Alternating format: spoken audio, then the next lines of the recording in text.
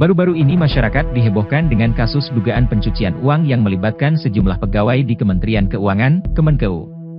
Menteri Koordinator Bidang Politik Hukum dan Keamanan, Menko Polhukam, Mahfud MD mengatakan, ada transaksi mencurigakan senilai 300 triliun rupiah di Kementerian Keuangan. Mahfud menambahkan bahwa transaksi itu berasal dari dugaan tindak pidana pencucian uang, TPPU, yang melibatkan 467 pegawai Kemenkeu sejak 2009 hingga 2023. TPPU itu bukan korupsi sendiri, ujar Mahfud MD dalam konferensi pers di kantor Kemenko Polhukam, Jakarta Pusat, pada Jumat, 10 Maret 2023. Kegiatan pencucian uang adalah salah satu cara yang digunakan oleh seseorang untuk seolah-olah membuat uang yang mereka dapatkan datang dari sumber yang benar. Namun, pada kenyataannya uang tersebut hanyalah hasil dari kegiatan kriminal yang mereka lakukan. Pencucian uang adalah proses ilegal menghasilkan uang dalam jumlah besar yang dihasilkan dari kegiatan kriminal, seperti perdagangan narkoba, korupsi, atau pendanaan teroris, dengan membuatnya seperti berasal dari sumber yang sah. Uang hasil kejahatan dianggap kotor, dan proses mencuci ini dilakukan agar bisa membuatnya terlihat bersih. Pencucian uang diperlukan bagi pelaku kriminal ketika ingin menggunakan uang yang diperoleh secara ilegal dengan efektif. Berurusan dengan uang tunai ilegal dalam jumlah besar tidak efisien dan berbahaya. Penjahat membutuhkan cara untuk menyimpan uang di lembaga keuangan yang sah, namun mereka perlu membuatnya tampak berasal dari sumber yang sah.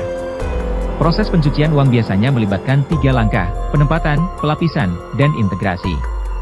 Penempatan akan secara diam-diam menyuntikkan uang kotor ke dalam sistem keuangan yang sah. Pelapisan akan menyembunyikan sumber uang melalui serangkaian transaksi dan trik pembukuan. Kemudian melalui integrasi, uang yang sekarang dicuci ditarik dari rekening yang sah untuk digunakan untuk tujuan apapun yang diinginkan penjahat.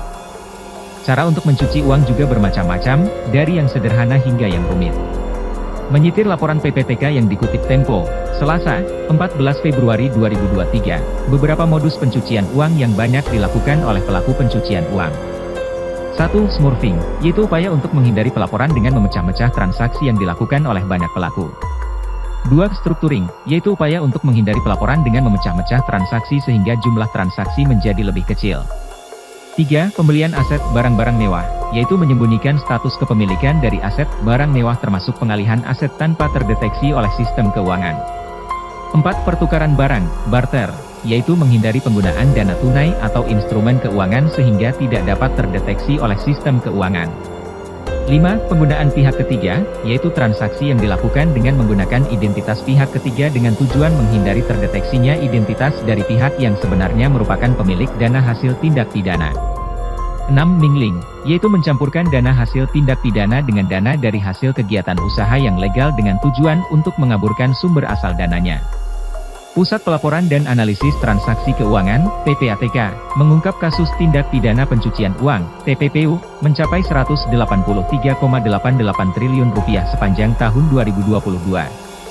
PPATK membeberkan 5 tindakan pencucian uang dengan nilai fantastis berdasarkan perkara sebagai berikut.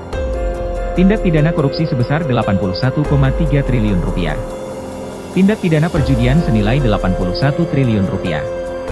Green Financial Crime atau tindak pidana terkait sumber daya alam sebesar 4,8 triliun rupiah.